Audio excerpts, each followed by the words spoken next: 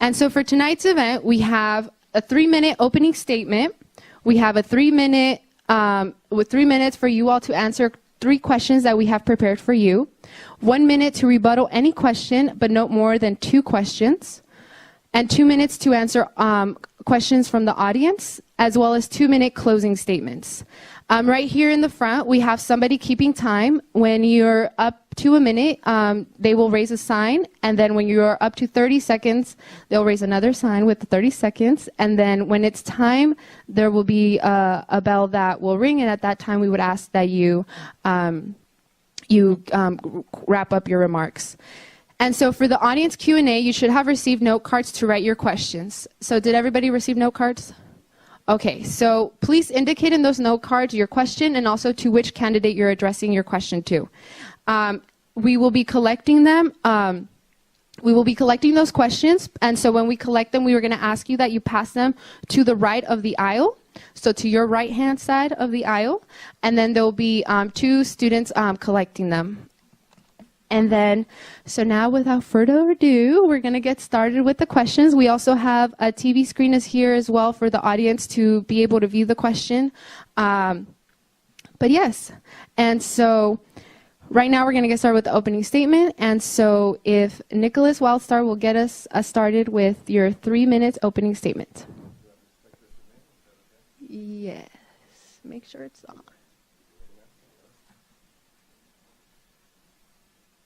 Hello? All right, there we go. How you guys doing this evening? My name is Nicholas Wildstar, and I'm running for California governor because for the past 10 years, I've been involved in community activism as an anonymous protester and part of the Occupy movement, and have seen the homeless population in my neighborhood go from a few hundred people to over 2,000. I've seen hardworking men and women that make a decent amount of money struggle to pay their bills. I've seen the homeless, I've also seen families here in our state that have been there and lived here their entire lives have to move out of the state because of the high cost of living. I've also seen and experienced firsthand abuses of authority by police officers. So I've seen a lot of problems in this state pretty much explode out of control, and that's mainly because of government, Big Brother, assuming that it can control everything. The role of government shouldn't be paternal, it should be fraternal, which is why, as a libertarian governor, I am making a pledge to the people of California that I will work to minimize the size of government, to minimize its impact on the day-to-day lives of we the people. Cutting taxes and cutting spending will be my main priorities because I believe that the best way to strengthen the state economically is to allow the people of the state to have more money in their pocket. A lot of people in the state feel this way, and so if you feel this way also, I'm encouraging you to vote Wildstar for governor on June 5th. Thank you. Thank you. And now we're going, yes, round of applause. And now we'll be going with Gloria La Riva from the Peace and Freedom Party. Well, I want to thank Ariadne and the students who organized this event. It's very important to be able to have debate to compare not only between Democrat and Republican, but the alternative candidates such as myself, who is a socialist for Peace and Freedom Party. I'm running on a program of saying that it's time that the workers and the poor, the students, the youth, children, seniors, really have a say in society, have the say, because after all, we make everything run. When you look at everything that we consume, everything we eat, the schools we go to, the places we live, the cars or the mass transit that we take, it's all built, every item, by the hands of thousands of people. And yet the ownership, the private ownership under capitalism is a problem, that a handful of billionaires, 6 to be exact, owns half, the equivalent of half of the wealth of the world's population. And workers who can work so hard in Walmart have made the Walton family as wealthy as holding the wealth of 62 million Americans. And in California, the politics has been translated into the pro-corporate policies, for example, of Governor Brown, who signed legislation that gave a $420 million tax break starting in 2014 for the next 15 years to Lockheed Martin and Boeing to produce their strike fighter, this death machine, to carry out the wars that the U.S. is planning and already carrying out in the financing of Saudi bombing of Yemen, the killing of people in Libya, the destruction of Libya, the bombing in Syria that we're seeing right now, the threats to Iran, for example. And I urge the students here to be alert against the U.S. plans to possibly carry out war. They're already bombing Syria directly along with Israel. Anyway, we say that the people should rule. We need socialism, but at this moment right now, we could have so many reforms to benefit the people. Instead of bailing out the banks to the tune of $700 billion in 2008, 9, and 10, that the taxpayers are paying, that should be a bailout for the students. We call for free education for all students, cancellation of the student debt, ban evictions in this state, roll back the rents to affordability, true affordability, and stop running this state as if the billionaire corporations are the ones who need the break and not us. Thank you.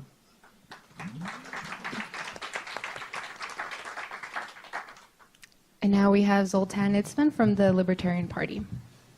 Thank you so much. My name is Zoltan Istvan, and I'm running for California governor, and I'm really excited to be here. I'm also excited that we've gathered such a diverse group of people to speak about different types of values, because actually, I think that's very important. On the campaign trail, it's been tough because honestly, it's mostly the Republicans and the Democrats that get all the attention. So I'd like to just say thank you for organizing this and having a diverse base of values built into the system. Everybody, all the gubernatorial candidates here come with, their own ideas and their own values, and mine stem mostly from the science and technology arena.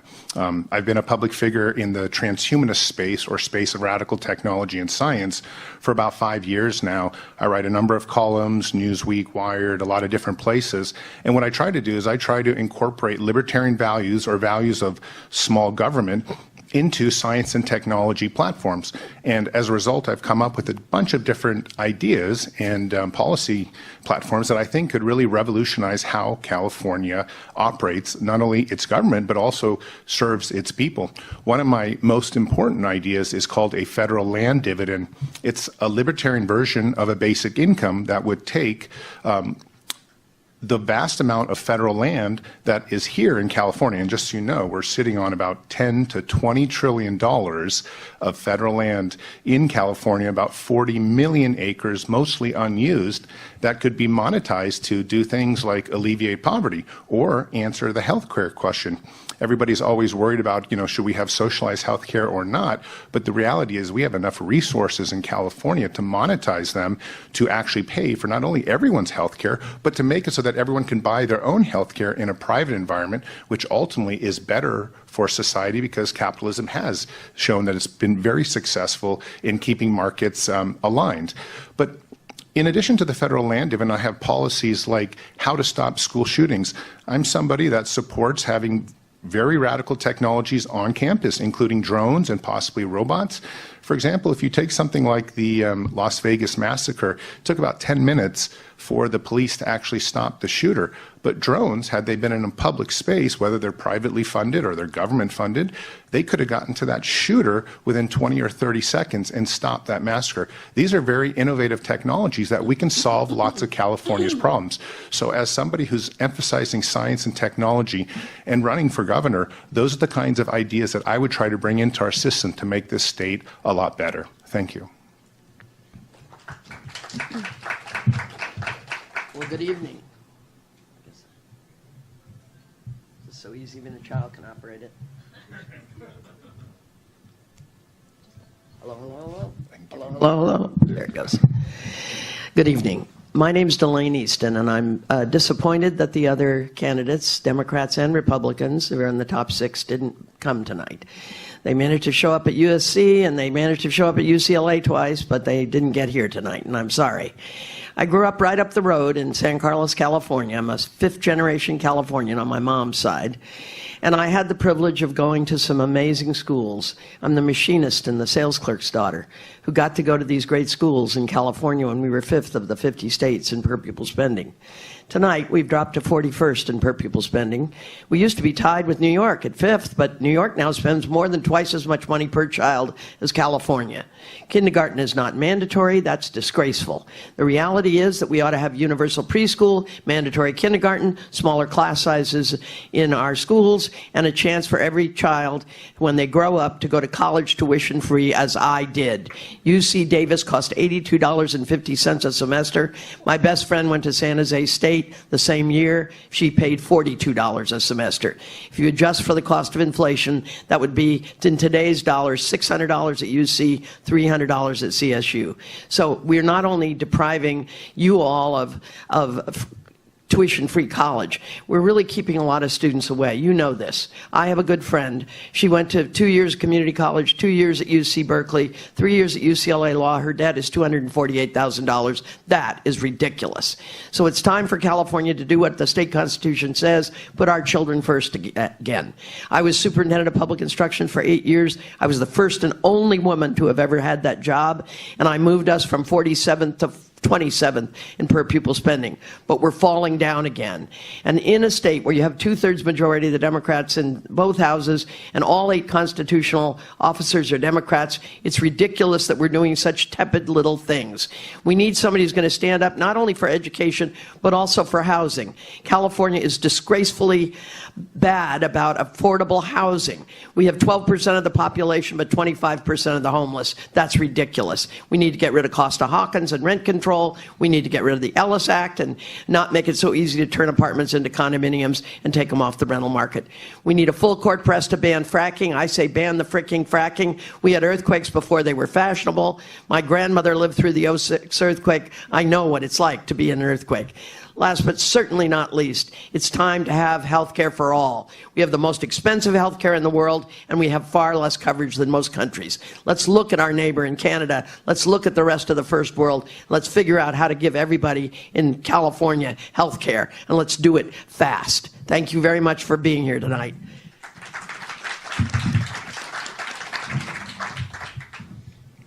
And Josh Jones from the Green Party. Well, thank you, Ariadne. It's very nice that you invited me here, and I'm very glad to see the broad spectrum of other parties here, all the way from Libertarian to Peace and Freedom and Democratic, and myself, the endorsed Green Party candidate of California Party. And there are a lot of things that I'd love to talk to you about. Of course, 3 minutes, makes it very limited. We can get to other things later. But, about, what was it? Middle of 2015, I founded Davis for Bernie after going over to Sacramento. It was really exciting. There were already 30 people by June of 15, and he had just announced. And so we got caught up in that energy. I had already been an activist and organizer for, decades. I'm 51. Maybe I don't look it. I don't know. But maybe it's because I'm part Native American, part Navajo, so I age slower, maybe. I don't know. People say that. But in any case, we had been organizing before. We went out, and then we said, well, shoot, if there are already 30 people in Sacramento, surely we can go to our little town of Davis and start another group. So we got literature. We went over. We copied them with permission. And we ended up winning Yolo County for Bernie in the primary with $5,000 and about 300 volunteers through the whole thing of people power. And it was just amazing. It was about a year-long process, and that was the primary of 2016.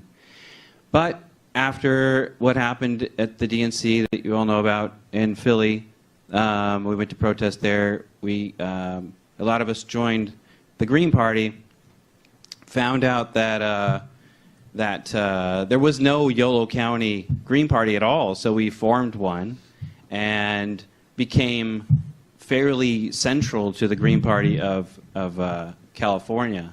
And now I'm on the committee for the county and also on the state level, and we've just applied to the U.S. But, you know, I am a socialist. I agree with many of the folks up here in many ways. I noticed that WildStar had some, I was in Occupy as well, Occupy Davis with pepper spray. I am a socialist, and I do think that we need a public bank. You know, we need single payer. I've been for that since day one. And, you know, we need to have we need to make public college 4-year tuition free, plus community college, plus trade school, because not everybody wants to get a 4-year degree. And we need to redress the water plan. It has, the last time it was updated fully was 1957. We really need to do that. There's a lot of infrastructure we need to work on. We need to roll back Prop 13 to just commercial, you know, so that it applies to commercial buildings. Thank you. Please vote for me June 5th. Josh Jones. Thank you. Give it up. So at this time, audience members, if you have any written questions, please pass them to the right end of the aisle. Of your aisle, yes, and there will be 2 students collecting them, Edwin Sevilla and Docho Espidales. And as soon as I can get this going, oh my goodness, oh my goodness. Oh, technical difficulties. I'm just going to get a little bit of assistance with the technology.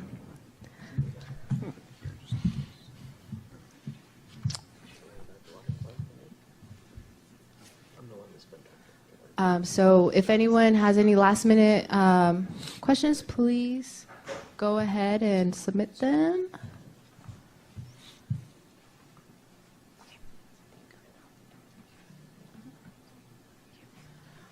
Alrighty. And so now at this time, we are going to get started with the questions that we have prepared for you all. So reminder, you have 3 minutes to answer each question. Will go one by one, and you all have the opportunity to answer the questions. And then after, if you wish to rebuttal any question after, so we'll go through all candidates for the first question. If anybody wishes to rebuttal, please raise your name tent that we have there for you. That way I can see who's wanting to speak. And then after that, we will, again, same thing with time. Time will be kept there. And there we go, figured it out. All right, so the first question we have is, California is home to about 1/4 of the nation's homeless population. How should California address this issue? And we're going to go ahead and start with Josh Jones. Excellent question. Very important. I have been going how much time do I have on this question? 3 minutes. 3, okay. I have been traveling with my campaign all over California. I'm 4th generation Californian. I grew up in North and South and East California. And so, you know, it's already familiar to me, but we're going to every single of the 58 counties.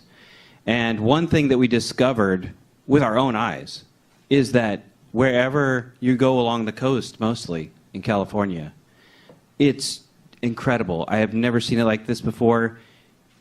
Do you think there were a lot of tents during Occupy? It's all up and down the coast, San Jose, San Francisco, everywhere. Massive, sometimes inland, somewhat in Orange County.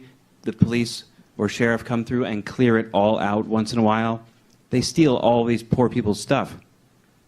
What we discovered, it seems, is that Airbnb, and this has already come up in some, it's been addressed in municipalities in some cases, but Airbnb seems to have at least a correlation, if not a causality, with the people thrown out on the house. And there are people right now complaining in public that they survived as Chinese folks in San Francisco, all these problems, hundreds of years, the earthquake in San Francisco and everything. And thanks to Airbnb, you threw me out of my house. Finally, I'm now homeless. So we have, I think it's 140,000, I think that number is low, homeless folks in California. If Airbnb was regulated, this is the simple solution. You have to live there 9 months out of the year.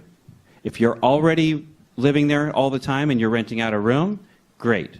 You're adding to housing stock. But as Airbnb is houses, it's basically an unregulated hotel system. I talked to hoteliers, and they said the same thing, that up in Grass Valley, there's an entire new hotel that formed in the last, 5 years or something.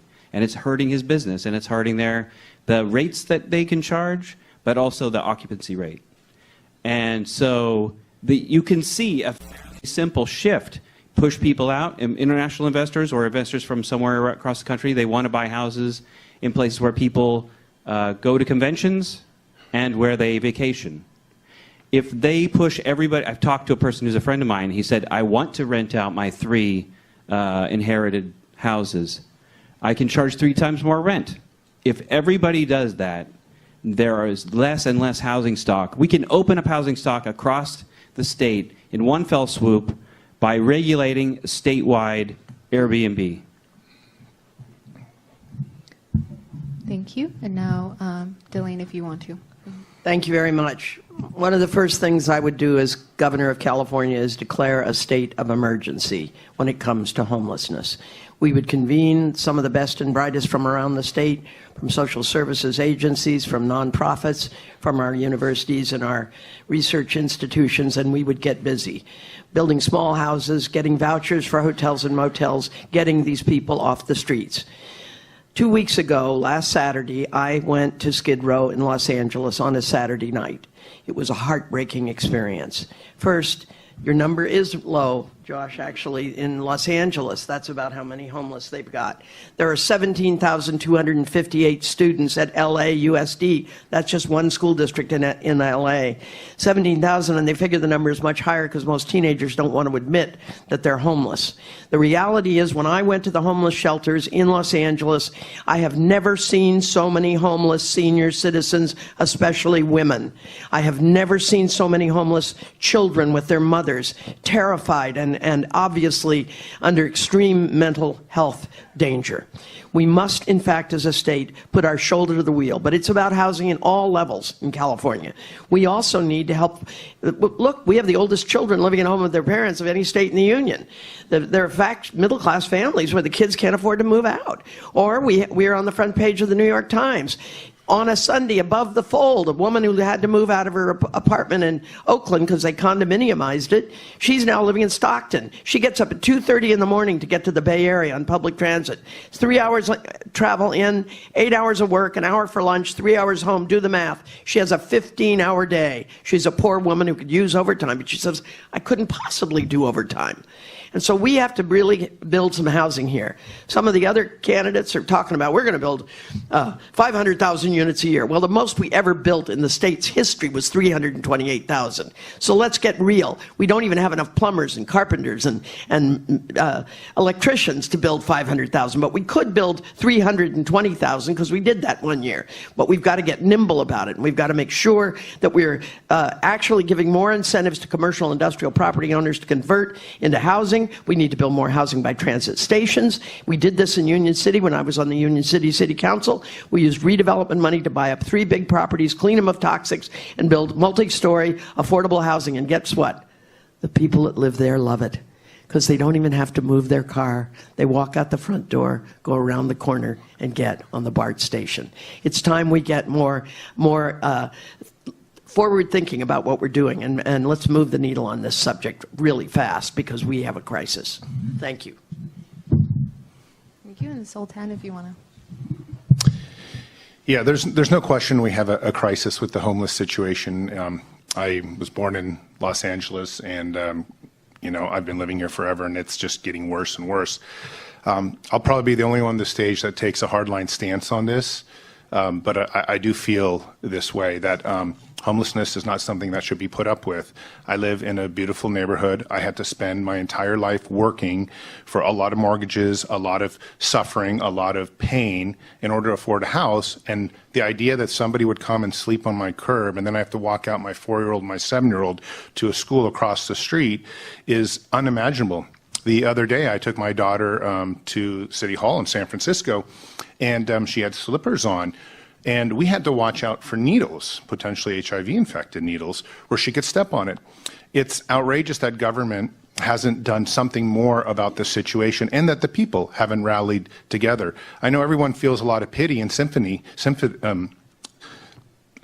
but I think what's ultimately happening here is that we need to take a stronger stance on the problem itself. And again, we come to this idea where I've talked about California has such an enormous amount of resources, literally 10 to 20 trillion dollars worth. I think it's time to start monetizing those resources in order to pay for some of the issues that we have, such as a federal land dividend or this libertarian version of a basic income. We have 13 million people in poverty in California, or right at it or above it, just right around the range, besides the homeless problem. And the situation isn't going to be solving itself unless we actually step up and do something and get these people off the streets into some type of housing. But of course, and I'm sure the housing question will come up, I'm a real estate person by trade as well, unless you stop all this regulation, no one's going to want to build low, income housing. It's just too impossible to do. And so I think ultimately what we're going to need to do is kind of a huge shift, a little bit more of a strong stance on saying, we can't put up with homelessness. We literally need to move them out into different types of projects or whatever it takes so that people that actually do pay taxes can enjoy walking on the streets and feel safe and feel comfortable. And we also need to deregulate the real estate industry so that people can actually build the affordable housing that these people could move into.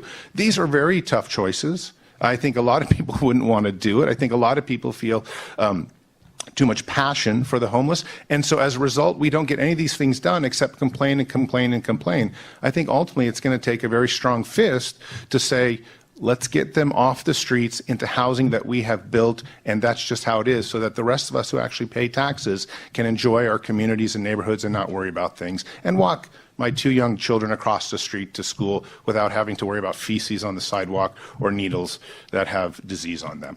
Thank you. Thank you, and Gloria, if you would like to. I think it's time that, is this on? Hello? I think it's time that we stop criminalizing and demonizing the poor, including the homeless. I was in the Mission where I live, right on Mission Street, the day that the police began the raids a few days ago, and met several people who had been driven out from one place, meager belongings, and it's all they had, forced into another street, and they were going to get moved again. And I met one Cuban man, just dejected, so fed up with his lot. And he explained that he used to have a house in Contra Costa County, but he lost it 3 years ago because of medical bills that he couldn't pay. And so then he became homeless. And his arm was broken by police who beat him up in the street. So he can't work. He's permanently disabled. This is the crisis not of poor people or lazy people, but of capitalism and landlordism in specifics in this case. And there's more than enough housing in the state of California and the United States. There are millions more empty homes, including new ones, condos, and other housing, than there are homeless people. The problem is the banks and the landlords, and the fact that the banks who caused the crisis of 2008 and created more poverty in this country, driving people's pensions down and other things, evicting millions of people because of that banking crisis, and then they get bailed out while the people lose their property, end up in the street. The problem is that we have to eliminate the Costa-Hawkins law. In November, it'll be on the ballot. We all have to work to overturn the Costa-Hawkins, which greatly has restricted rent control and bans vacancy control, a very necessary feature that we need in California. We should overturn the Ellis Act, which has led to the evictions of hundreds of thousands of Californians, even if they had rent control protection before. I've been to Cuba many times, as you know, a socialist country that has been blockaded by the U.S. because it is socialist. And what people don't realize was that the way that they solved the housing crisis was not by, after the revolution, paying the banks off or lowering the mortgage. They declared in their urban reform law within 2 years that everyone who occupied a home, an apartment, who had been victims of the landlords, all of them were now owners of where they live. And that's how it should be.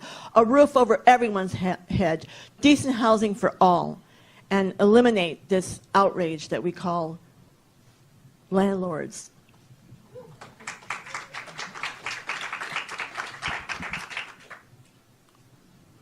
All right. As I said in my opening, I've been very involved in assisting the homeless in my own neighborhood. I've lived in Orange County for maybe the past 6 years or so, and my wife and I, we have seen the homeless population literally go from a few hundred people to over 2,000. There was an incident in Anaheim where there was about 2,000 people building up tent cities near the Anaheim Angels Stadium. And the Anaheim City Council sat on their hands, as most of our state representatives do, on a $20 million budget to temporarily displace those 2,000 people, temporarily put them in hotels, and now are scrambling to come up with another solution. This wasn't a permanent solution, such as the Costa-Hawkins or Ellis Act. Repealing them are just temporary solutions to the matter. We need to provide permanent solutions. And as a candidate, I'm going to tell you something that's very different than most of the candidates up here or running for governor. And that's that government does not have the answer. There is no one solution that's going to fix homelessness for everybody, because it's an individual issue. Where on one hand you may have a man that's homeless, that's a Vietnam veteran, is suffering from PTSD and in need of some mental health treatment. On the other hand, you may have a single mother that has 4 kids that just lost their job in her home and is now living on the streets or in the car. So it's an individual issue, and that's how government should change its role to get more involved in our community and helping those in need by helping them on a case-by-case scenario. Now, when it comes to what we've put into the system as taxpayers, one example is in Los Angeles. They've earmarked over $2 billion to help the homeless for the past 2 years and have done nothing. So what I would like to do as governor is actually use that money to build homes. There's a company named Icon that can build 3D printed homes for less than $10,000 in less than 24 hours. Imagine how many homes can be built for that $2 billion that we put aside just in Los Angeles alone. But unfortunately, we do have a matter of people such as Mr. Isfan over here that are expressing to the community that they don't want these homeless people in their backyard. And that's causing a bit of a problem with the state officials because it's tying their hands and preventing them from actually wanting to move on these efforts. So again, my goal as governor is to get government out of the way. And I really feel like there are lots of organizations in our community, churches, people that just want to help others and aren't allowed to do so. Even in Orange County, if you go to feed someone now, you can be cited a citation and ticketed for wanting to feed the homeless. Oh, that was my time? Jeez. Sorry, thank you. So we do have one candidate who wishes to rebuttal, and reminder, it's one, another one. And as a reminder, if you wish to rebuttal, please raise your name tent so I can see. And then, so we will start with Josh Jones for 1 minute. Great, thank you. As it turns out, housing is in fact healthcare. And, imagine, so the government runs sewer systems, right? Imagine that you had to get plumbing insurance and the guy down the street couldn't afford it. What kind of a disaster that would be. That's what we've got going on with housing right now in another way, in a more complex way, but it's true. Zoltan, you rightly don't want to see needles and feces on your lawn. I completely understand that. I don't either at my house.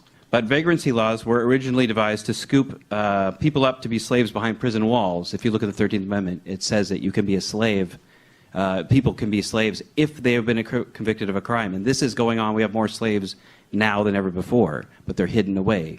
Nobody knew. Now we do. So changing regulations to allow the building of tiny houses, even building government housing, is an answer right now. And we have to do that instead of building so many prisons, which I think, Delane, you agree with. And overturn Costa-Hawkins as well. Thank you. And the next candidate is Gloria.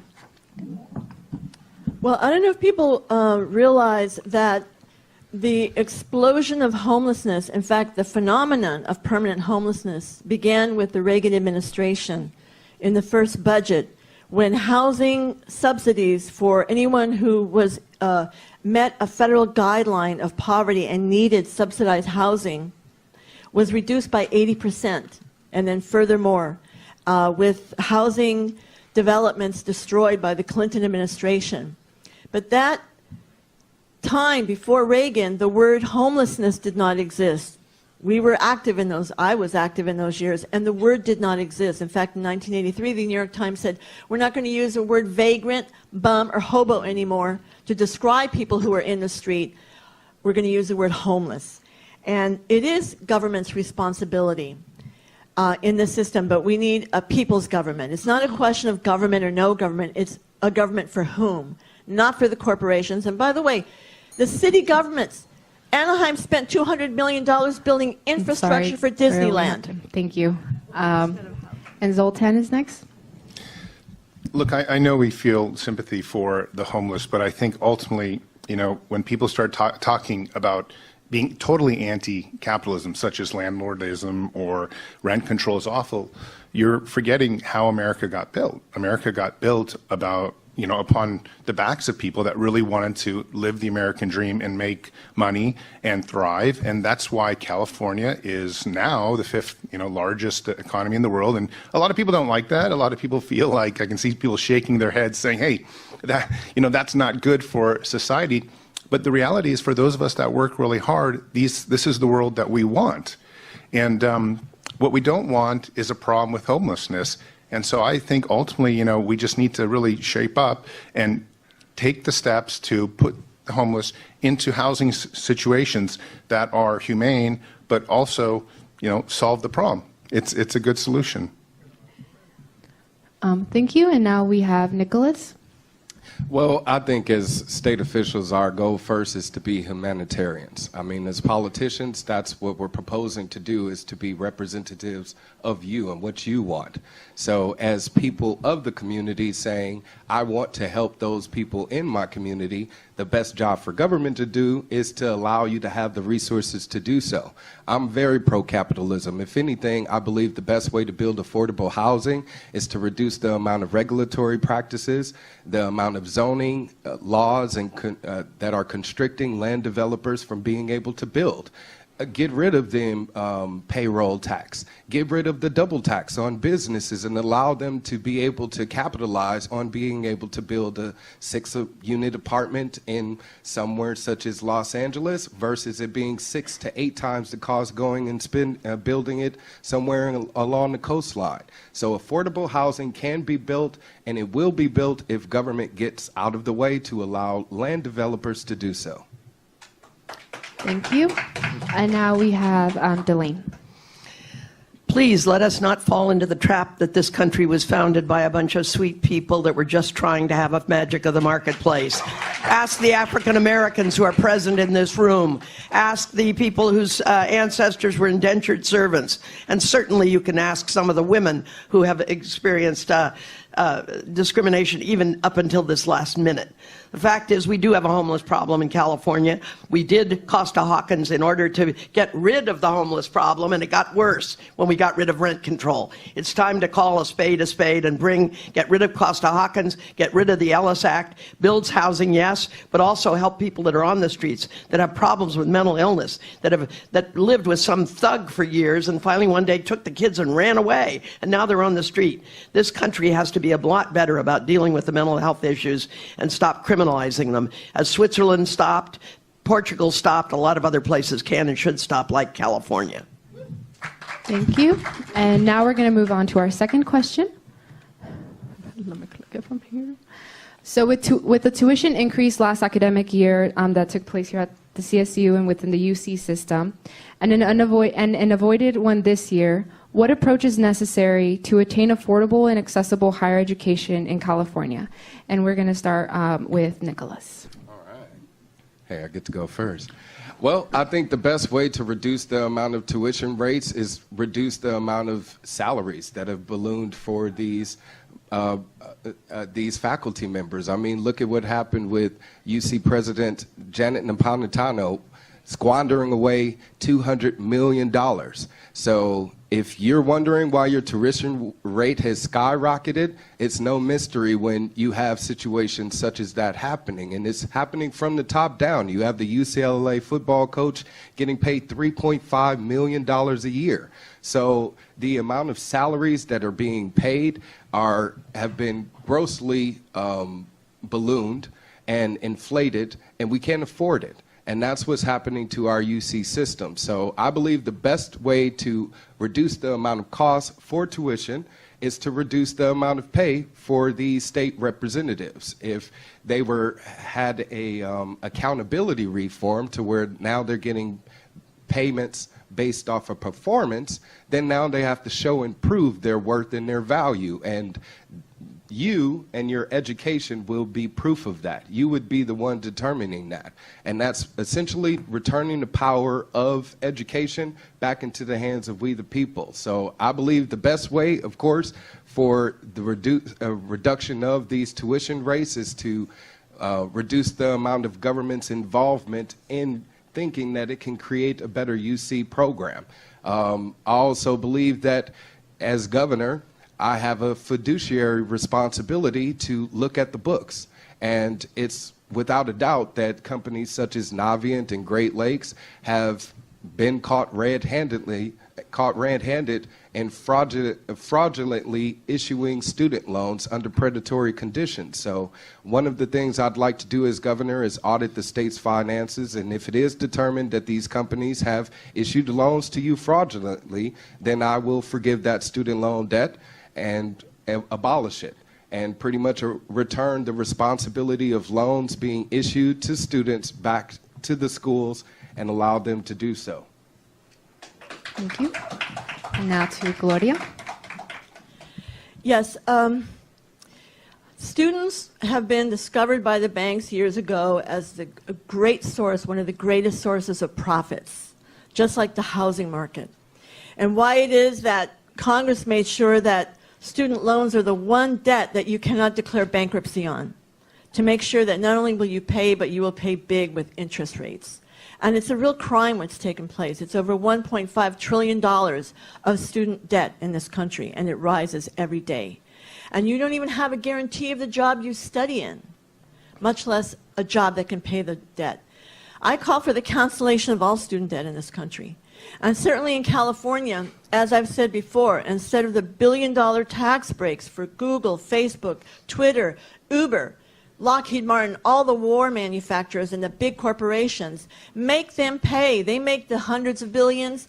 They have the money. They don't need any tax breaks, and use the resources, raise the taxes on the rich so that people have free education from preschool up. And the other is, it's not going to take politicians. I'm sorry, but the Democrats and Republicans together have created the crisis we're in this state. What it will take is a student movement, a nationwide student strike. And you have the means, you have the power, just like the working class does. I got to school in 1972 as a result of the great student struggle of 1968. I got into Brandeis University. I had the grades. I had no money. And as a Chicana, kids in that school, black and Latino schools in '68, shut down that school so that I and others could go in. That was called affirmative action. And by the way, you said $3 million for a coach. The University of Michigan football coach a few years ago got a $48 million contract. There's money in those schools. It's just going to the higher paid administrators. And I'm for a raise and increase for the teachers. And tenure, not punishment. Thank you. Now we will go with Zoltan. These things are all built upon money and capitalism, and if you pull out the pegs from underneath them, they will all crumble. But that said, there is something else on the horizon with the UC system, as well as all universities across the country, and I spoke about this last year at a debate, and everyone thought it was crazy. And in that year, hundreds of millions of dollars have now poured into this field. Elon Musk has a $100 million company in California that's working on brain interface, implants, headsets that can literally download intelligence. So is Brian Johnson in Los Angeles, another $100 million company that works on these things. The idea that I'm going to be able to, my wife's a surgeon, she's an OBGYN, and she wants my two daughters, a 4-year-old and a 7-year-old, to go on into medical school. I would like literally bet my right arm right now that my daughters will not make it to medical school because either robots will do all the doctor jobs, or there won't be some school to attend. It'll be something that you download. That's how fast a lot of this technology is evolving. And if you think the UC systems are going to survive education just in a classroom, things like that, in 20 years, it's impossible. It's totally impractical. The world is changing underneath our feet with a huge amount of not only automation, but technology that changes the way we educate ourselves. If you've seen this in Wall Street, they're laying off people all over the place. Why? Because nobody can compete against AI and the algorithms. It doesn't matter how many masters you have from Harvard or what school you went to. The world is changing. Education is going to be a very different animal in probably just 10 years, and certainly in 20 or 30 years. If you have children, I do not think they're going to be going to college, at least not in terms of something that you you go to for 4 years. And so I think when we talk about college debt, when we talk about salary, we talk about people getting tenure, I think that's all dreamland. That's like talking about the high-speed rail. Driverless cars is going to make the high-speed rail completely useless because you can just this is quickly get there from here to there, and the only difference is that you have your car with you. There's so much.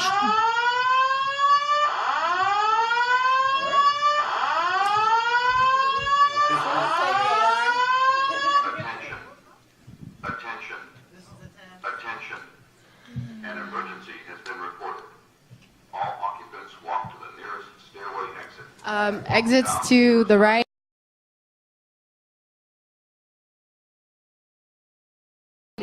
Great. Do you want to repeat the question for everyone? Yes, I will repeat the question. So with the tuition increase last academic year and an avoided one this year, what approach is necessary to attain affordable and accessible higher education in California? So as you know, I would just spend some time telling you about radical technology like brain interface that will literally matrix-style download education, and that's coming, I promise you.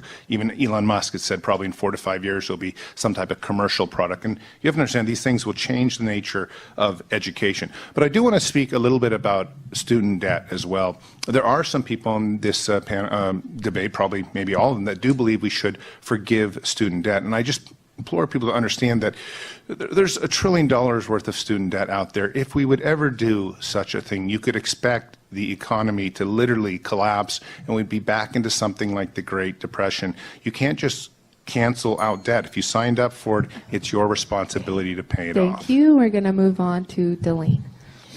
Well, I just want to remind everybody how California got here. The Silicon Valley was born here not because of a confluence of rivers. We have no Tigris, we have no Euphrates. It was a confluence of educational opportunities. The reality is at that time, coming out of the Great Depression and the war, the people of this state devoted 18% of the state budget to higher education and 3% to prisons. Higher ed is now down below 12%. Prisons are up above 9%. If budgets are statements of values, what does that tell you about what's wrong in Sacramento? We're valuing the wrong stuff. It's really terrible when you've got jalopy schools and Cadillac prisons. So I have to tell you, you need somebody in the governor's office who's going to prioritize education. Again, Nicholas, I'm sorry, we don't have the billionaire professors you seem to think we have. In fact, we have a record number of professors on part-time salaries that don't even have full benefits. That's at community college, that's at CSU, that's at UC. The truth is that we are underspending in education. Meanwhile, back at the ranch, the rest of the world looked at America and said, how'd they get rich? Oh, they educated their children. So if you go to Canada or the European Union, you get higher ed for free. Meanwhile, we're running the price up like there's no tomorrow. Ladies and gentlemen, wake up. Let's smell the coffee. The future of this state and the future of the world is about education, for some of the reasons my colleague on the left said. But it's not going to be that nobody's going to have a job. The jobs are just going to be ever so much more important and sophisticated in terms of brain development and in terms of education. And yeah, maybe we'll also do some things about lifting up all boats and not just a few boats at the top. I'm here to tell you that working class kids routinely expected to do better than their parents. The reality is that 90% of the baby boomers did better than their parents. Today, the millennials are better educated and they only have a 50-50 chance of doing better than their parents. Why? because we aren't investing enough in education. The most important thing that the state of California has to do, and the number one priority of the next governor, ought to be education, from preschool to graduate school, from cradle to career. And yes, not everybody does want to go to college, but guess what? The machinist on your plane better know some pretty sophisticated mathematics. You know, I debated Milton Friedman one time in Silicon Valley, and a man got up and said, I can't worry about other people's children. I'm just worried about my kids. I want my 3 kids to have a voucher. I said, oh, you don't fly? He says, I fly all the time. I said, well, next time you're on a plane with your family, remember somebody else's child is the pilot. Somebody else's child is the machinist to machine the parts on the wing assembly. When it lifts up so beautifully and you land safely, and somebody else's child is in the air traffic control tower seeing you and your family safely home. This country runs on other people's children.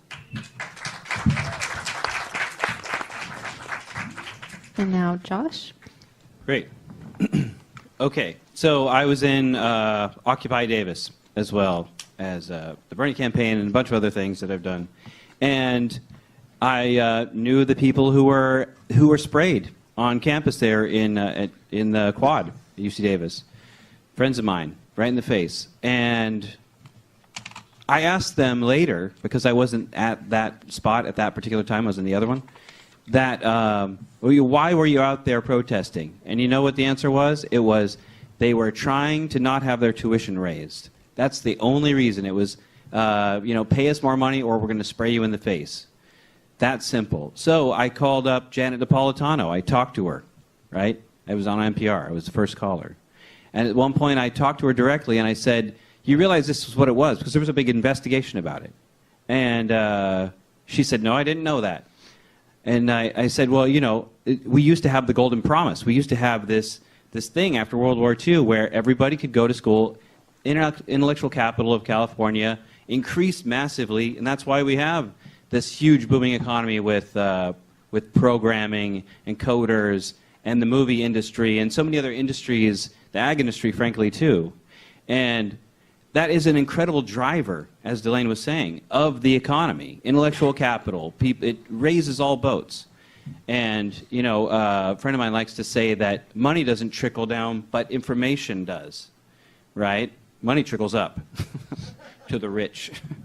But so I talked to her and I said, we need to have more funding from the government. She said, well, what do I do? Just go to Jerry Brown with my hand out? And I said, yes, absolutely, do it. So she ended up doing that.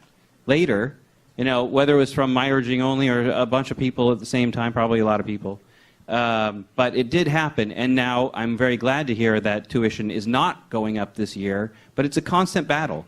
I would make tuition free. I would cancel student debt because, and I'll end with this, the fact is, a long time ago, and this has pretty much been forgotten, royals would actually call something called a jubilee. And it's where the idea of our bankruptcy laws come from. 7 years, every 7 years they'd wipe out all debt. Well, that sounds crazy, right? How can you run an economy that way? That's because everybody got to start over again. You pick yourself up, everybody says, well, okay, I'll start charging debt again. Probably the same people will come back to me, but you get to start over again. We can't have this thing where you're on an endless treadmill your entire life. You're never going to be able to buy a house. How are we going to have people buy houses if that's the case? So yes, I would absolutely eliminate tuition. Thank you. And now we have one candidate rebuttaling. Reminder, it's 1 minute, and that's Nicholas. All right. Well, Delane, I hate to bust your bubble, but if you go on to transparentcalifornia.com, any of you here, you can go to transparentcalifornia.com. You are able to have access to all state employees' pays. And the majority of them are state employees that are in our UC system. We have thousands of state employees that get paid nearly $250,000 a year. Delane is a great example of that. She's receiving a pension from us. And as taxpayers, why should the government be using more and more of our money to throw at the educational system that's broken? The fact of the matter is that we do have a ton of overpaid employees. And if we did allow, again, there to be some constrainment there with regards to how much money we're spending on these teachers, then those costs for tuition would go down dramatically. These robotic advancements that Zoltan is talking about, they're years from now. These people in the audience, they need help now. And discharging the student loan debt would be constitutional. It should not be. Thank you. Okay, now moving on to our next question. What is the biggest role California plays in the immigration debate? And we will start with Josh Jones. Immigration is a very important subject in California, if nothing else, practically speaking, for conservative people, because we have some of the largest amounts of crops grown in the Great Central Valley of California. I studied geology and I understand hydrology really well, and we grow. We're basically the breadbasket of the country, and even, you know, like, what is it? 90% of the almonds eaten in the world are grown in California. So that alone should say we cannot just throw people out of the state. But there are other reasons. Our state is an incredibly diverse place, both culturally and as far as the biomes. So many places you go around, all the way from rainforest up with the redwoods down to the Mojave Desert. Very diverse place, very many people, and that makes our state an incredible place. It helps drive the culture that we have that is so very different from what we see in Washington. And often, you know, it's all about cutting taxes and austerity and cutting everything to the bone, things that have not worked in Greece. You know, in places like Iceland, they said, we're not paying back this debt to the world banks. And what happened? Their economy went right back. They're totally fine. Everything's good there. We can do the same thing in many ways. So, but anyway, California needs to make sure that the immigrants that come here that make our place so vibrant, like so many people who have come here, even though I'm part Native American, my great-grandfather was Navajo. He immigrated from Indian Territory by force. People stole him and put him here, but he was still not from here. So we're a big melange, and we need a pathway to citizenship. DACA is dangling people by a thread. It's every 2 years. It has to be renewed. It is so important to get past that idea. TPS, people who come because of wars that, frankly, the United States and maybe other countries have started down in Central America. That is, if people need to flee because we cause problems, or our leaders anyway, or illustrious leaders cause problems down there, those people need to flee because they're being killed because they're environmentalists. We need to let them stay. And if there's an earthquake, we need to let them stay until they get their feet under them. Thank you. Candidate. Well, Josh is part Native American, and I imagine there might be a few others in this room. They, too, have a wonderful, amazing history in our country and have been poorly treated by our country. So let us be very honest with one another. Every person in this room is part immigrant. And the truth be known, that's the genius of America. Think about it. Last year, 50% of the new Fortune 500 numbers came out. I mean, all of the Fortune 500 numbers came out. 50% of the top businesses in America have one of the founders who either is an immigrant or the son or daughter of an immigrant. That's who we are. We are the children of immigrants. And we have a respect for one another, and it comes from the diversity. Look around the room. We come from all the continents of the world except maybe the frozen one. The bottom line is that we have an opportunity here as a state to, in fact, continue to build on the richness of our heritage, which is to make sure that our immigrants feel safe, feel supported, feel comforted. The truth is, even the DACA situation is dire right now because so many people are afraid. They shouldn't be afraid living in California. You come here at 3 months or 5 months or a year or 3 years, this is the only home you've ever known. This is your home, as much as the other people who are in this room or are watching this on the television. You feel like you're a Californian because you're a Californian.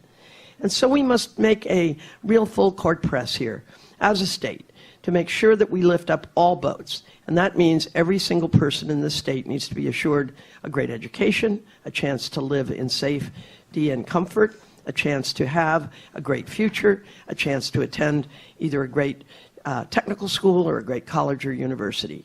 At the bottom line here, though, is we all need to be looking at the horizon. That means long-range planning and thinking about tomorrow in a way that doesn't just say we're going to grab whatever we've got here and then hold on and hope for the best.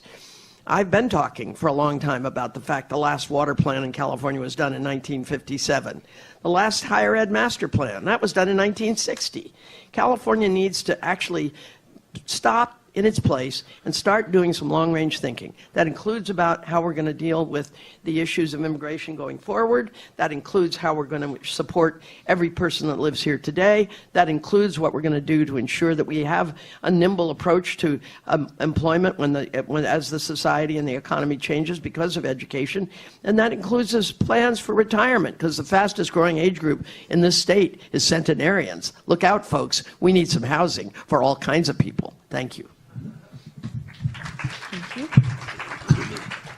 Any comment? So I basically have an open border immigration policy, just straightforward, no walls, no customs, nothing.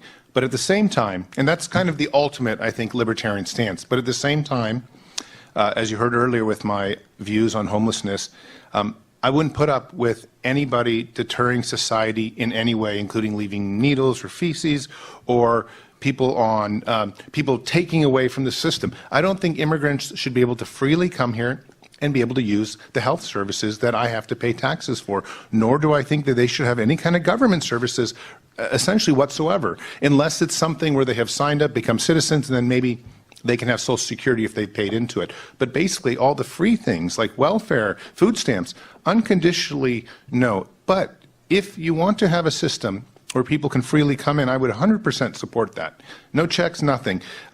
Obviously, to some extent, maybe I would say no criminals allowed or people with criminal records. But I come from an immigrant family. I have a Hungarian name, and my parents came here. They escaped communist Hungary, and my dad did pretty well, and had 2 kids and lived to some extent the American dream. And I'm a huge believer in immigration.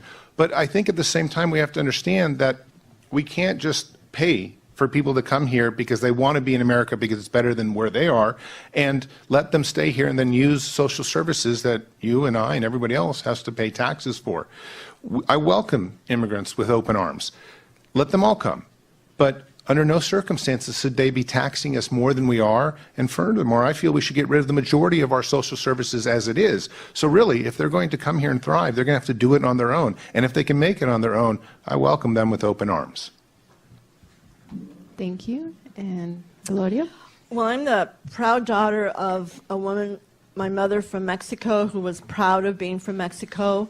And I dread what would have happened to us if we were growing up in these years when mothers and fathers are separated from their kids simply for wanting to live here.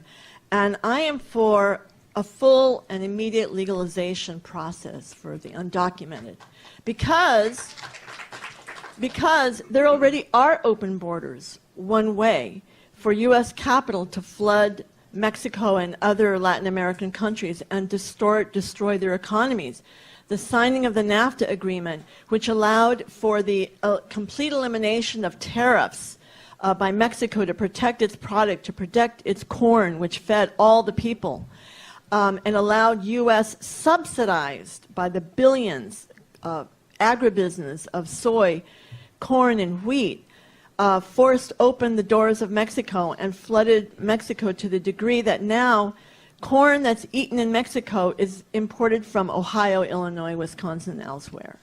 I was in Michoacan in 2001 and met various farmers who had to leave their land, one 65-year-old man trying to hitchhike on the side of the road to try to find his son in Chicago. He had land, he had a farm, but he said, I cannot compete with U.S. corn. I ground up the last of my corn, I fed it to my cows, and I'm hitchhiking to try to find my son in Chicago. Because of the building of the wall by Clinton and others in California, and the demonization of immigrants. 600 to 1,000 die every year in the desert trying to find a way through for survival. Several 100,000 Central Americans have been murdered by U.S. wars. Nicaragua, El Salvador, Guatemala, and it's not over. And this caravan that just came through Mexico, it's on the border right now. Central Americans seeking amnesty, seeking a way to live, because they will be victims of U.S. policy in their country. It's a one-way of an open border, U.S. capital. I say open the doors for the immigrants. Because society in our country has grown, has flourished by the immigrant labor. And I have a long history, along with my comrades in this party of California, of supporting immigrant rights. There are 17 million permanent residents who don't have the right to vote, who've lived here for years in this country. 11 million undocumented. That's 28 million who have no voice in the elections. California has a great number of immigrants who don't have a voice. That's what the Republicans fear in Congress, why they won't pass immigration process for them. They don't want them to be legal because it means it will change the demographics in terms of politics. They fear the browning of America, and black people, of course, as well. Thank you. And now, Nicholas. Well, as a black man myself, I'd be remiss if I didn't mention how prejudiced the immigration policy in our country is. Since its inception in World War II, it was mainly proposed and created to control the amount of people that are coming here from another country. So while it's being considered that we want to deport Mexicans or brown people, whatever the case may be, let's talk about the people that are here from Canada or from Japan or from Yugoslavia that have a expired visa. Are we going to deport them all? No, it makes no sense at all. And we have to approach the answer to be more civil. We can't constrict people from freely being able to travel from one place to another. We call it immigration, but it's simply tourism, whether they're coming here momentarily or they're coming here to build a better life for themselves. So as Americans, what we need to do is be embracing of everyone. We are a mixture and a melting pot of all types of races, all types of ethnicities, all types of cultures, all types of sexual orientations, whatever the case may be. We should be proud of being the melting pot that we are. And California is a great beacon of that. So what I would like to do as governor is incentivize the citizenship process by making it free. Right now, to become a citizen, it costs thousands of dollars. In order for you to reapply for your visa, thousands of dollars. I met a Canadian woman the other day. She told me she's been here for 10 years and she's paid nearly $10,000 just to be here. If that was free, not to mention the waiting periods, if we were to eliminate that altogether, that it would incentivize for the people here actually in our state that want to become citizens to be able to do so freely. And they should be allowed that freedom, that liberty, without prejudice. So that is my goal as governor, and of course, with regards to the presidential administration using such a issue as a hotbed issue to provoke the people here in our state to do something that they don't want to do, which is kick out people that are here because they want a better life for themselves. We are a nation of immigrants.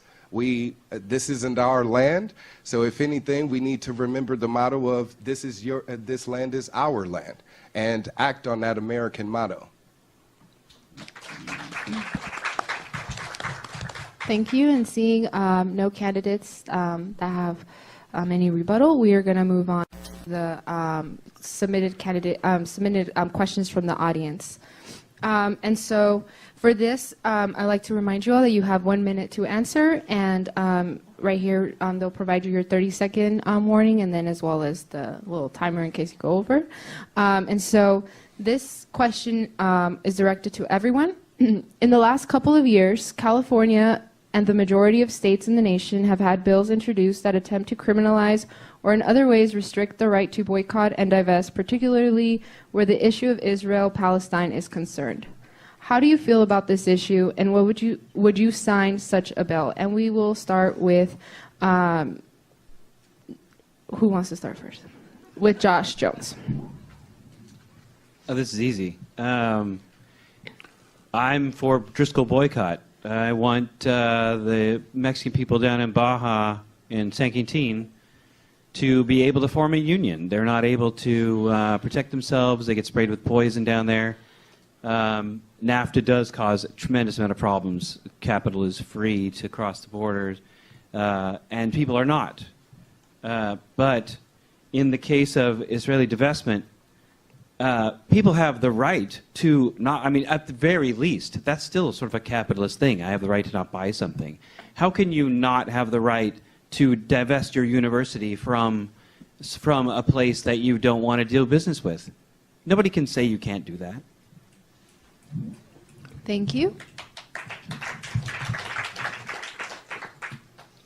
Well, I think it's an interesting issue as you look across the globe, because criminalization and divestment, first, it has much more to do with national policies than it does with state policies. It is a national government that decides these things. And I know that's frightening to some of you in this room, because the current head of the national government is a little bit, how to say, unpredictable and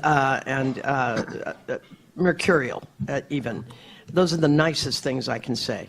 But I do believe that as we go forward, we must do everything we can in California to encourage dialogue, to encourage understanding, to encourage partnership, to encourage people to work together, to find common ground, because the world can't afford for all the divisiveness that's going on right now. At the end of the day, we must find a way to find common ground. That's who we used to be, and that's who we ought to be as Californians, because this is a place that is the most diverse on earth. And it's also the 5th largest economy. When you think about the productivity of this state, it's wonderful, but it's also important that we think about the communication between and among each other and the respect for one another. Thank you so much. We're going to move on to now Zoltan, and then down the list. I've traveled all over the world to 102 countries. I'm formerly a journalist with National Geographic, so I've seen a huge amount of cultures and a huge amount of ways that the different worlds move together, having been both, for example, to Israel and Palestine. I think ultimately, though, my 20 years as a journalist has taught me that we, as Americans, simply need to stay out of all other people's affairs.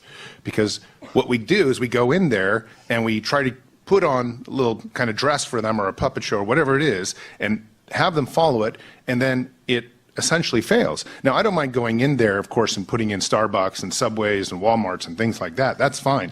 But what we're going in there doing is with our military, telling them how to behave. You don't tell other nations with totally different cultures how to behave and expect it to go well. It never goes well. America's been at war like over 50% of its time since its inception. It's insane. So I think we just need to, when we talk about divestiture and things like that, America just needs to back off and let people figure it out themselves. Thank you. We will have now Gloria. Well, I disagree that it's only a federal issue. Shame on Governor Brown for signing the bill into law that prohibits sanctions, boycott, and divestment of corporations and institutions of the state that do business in the state, trying to hamper the anti-apartheid, anti-genocidal policy of Israel and the United States. The Palestinians are being brutalized today simply for protesting. It's genocide. And our government is giving $4 billion on top of the weapons that they keep financing to Israel to massacre people. So I say the divestment, boycott, sanctions movement must grow for our efforts, and to demand an overturning as governor, I would immediately reverse that signing by Governor Brown. And the other is that there's a strong movement in South Africa that says and notes that the apartheid system of Israel is even worse than what existed there, and they support Palestinian self-determination. Thank you. Oh, yes. All right. Well, I know he's not here, but Villaraigosa took an oath as a Democrat to support Israel as the capital of Palestine. This is all a world issue, and I'm running for governor of California. I'm not running for president, and I want to talk about the people here in California. And my job as a sworn government official is to uphold the United States Constitution. Under the First Amendment, we as sworn officials, would be protecting your First Amendment right, which includes 5 things, 2 of which is your right to freedom of speech and your right to assembly. Under the trespass law that was passed by President Barack Obama, or actually an executive order, that actually is a constriction of your right to express yourself. So as a government official of the state, I just want every state official to be able to recognize your right to express yourself about any world issue. But as a state representative, my focus will be on helping the people here in California. Thank you. The next question we have is, again, for everybody. How do you feel about SB 320, the bill that would require UC and CSUs to administer the abortion pill on campus? Due to the liability and safety issues that would be placed on our administrations, will you take action to overturn it? And we will start with Josh Jones again.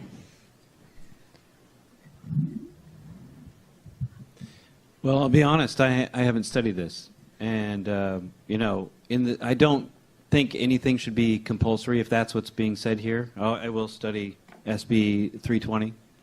And anybody who wants to get a hold of me at info at josh4gov.org can do that. Please send me what you know about it, how you feel about this, and how it's important to you. I think women's rights are vastly ignored and overrun. At least we have 2 women on the table here on the panel. But these kinds of concerns are something that men actually, I almost think men shouldn't even have a say in this. If women need this kind of a medicine to control their fertility, because frankly y'all are the ones that have to deal with that, then you should be able to do it. But I'll check in on it. Thank you. Thank you. Thank you, Josh. I heard many years ago a saying, if men could get pregnant, abortion would be a sacrament. I think a woman should have complete and total control over her body, and I do believe that a woman should be given the opportunity to have such a pill if for any reason she believes she does not want to give birth to a child, whether it's because of rape or incest or whatever. And I have to say that I'm afraid for our country when I see someone like this new governor who's just signed away a woman's right to have an abortion after 6 weeks. Ladies and gentlemen, Mark Twain said the problem with common sense is it's not very common. How could a bunch of people who say therefore they care about children but then don't want to pay for prenatal care and don't want to give infant care or universal preschool or a host of other things be telling women they must have a child? It's ridiculous. Thank you. So I'm not for anything that's compulsory. But at the same time, I do believe very strongly in women's rights. And just as proof of that, I'm married to an OBGYN who works at Planned Parenthood. We do shaker packages. She deals with protesters. She dealt with protesters today. So I'm really on the front lines of the women's rights movement. That said, I don't think the government has a role in actually paying for any kind of medication to be given out at a public university. But I absolutely think it should be able to be given out if it wants to. And people should make that choice themselves. I just think they should make those choices themselves and pay for it themselves. Thank you.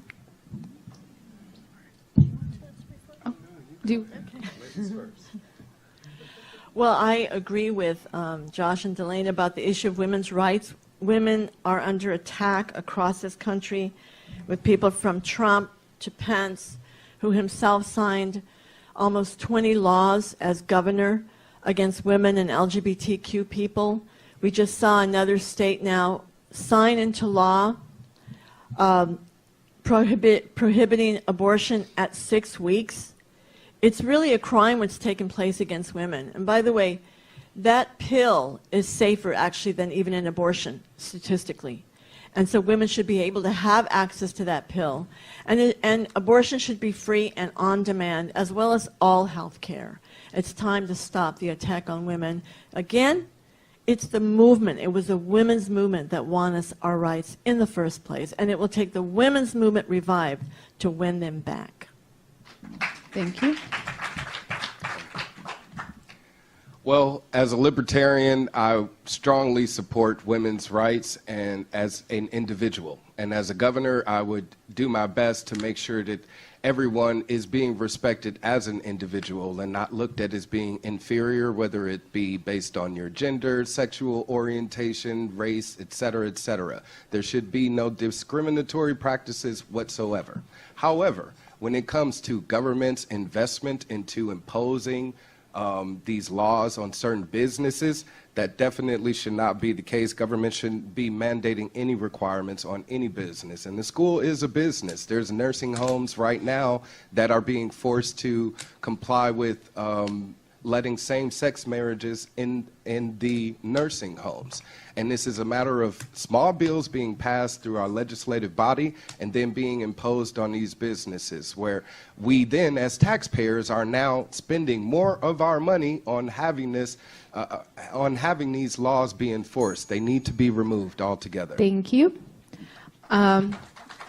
And so that concludes our Q&A from the audience. At this moment, we will be moving into closing statements. So as a reminder, you have 30 seconds to any last words you would like to leave the audience, and then after that, we'll be wrapping up. So if we could start once again with Nicholas to give us any closing remarks. Well, as you heard me say a few things up here about the Constitution and the role of government, one thing that I would like to leave you with is that as you may hear all of these candidates make promises to you, my promise is I'm not going to make any promises at all. The only thing that I can guarantee you is that I will do my job to the best of my ability as governor, and everything I have in power to do, consider it done. We need to stop employing state officials, people that represent us, that pretend to know better. Thank you, Nicholas. Now, 30 seconds. Yes. 30 seconds. Well, in our capitalist society, the most militarized and the most anti-worker in the world, we also are affected by the anti-socialist propaganda all our lives. I really urge the students to get involved because it's the movement that makes change. And you look in the history of our country, everything we've ever won was by struggle. And check out our table of Peace and Freedom Party. I'm also a member of the Party for Socialism and Liberation, which is a nationwide socialist party. It takes a movement. And thank you.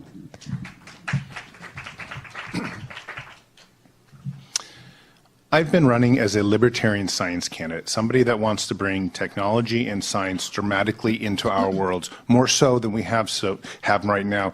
You have to understand that when you look at the trajectory of the microprocessor, the world is going to be changing dramatically over the next 10 and 20 years, and no government is doing anything about it right now. No officials, nobody's even discussing AI, genetic editing, these radical technologies that can literally change our lives and will be changing our lives. I'm the person out there who's trying to put forth some policies where we can actually look forward and say, this is the best way to run our state. I was elected twice to a city council. I was elected 4 times to the assembly, and I was twice the superintendent of public instruction for the state of California. I've run 14 times, and I've won all 14 elections. And I know a lot about what we need to do in the state of California to take care of our children, to take care of our health care, to take care of our environment and make sure everybody has clean air and clean water, and to make sure that in the long run we take care of our seniors. California needs somebody who's going to put their shoulder to the wheel, who knows their way around, but also who leads. And I promise you, I will do that. It's time we had a woman governor. Thank you.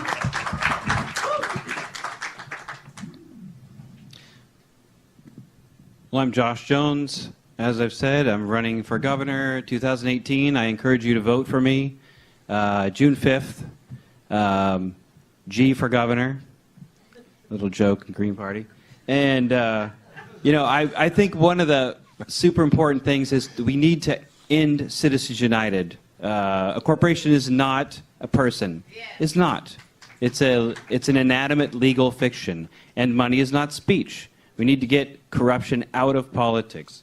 We also need a public bank of California. Thank you. Thank you. Yes. And so with that, I would like to just thank everybody who took the time to attend, everybody who took the time to participate in these debates.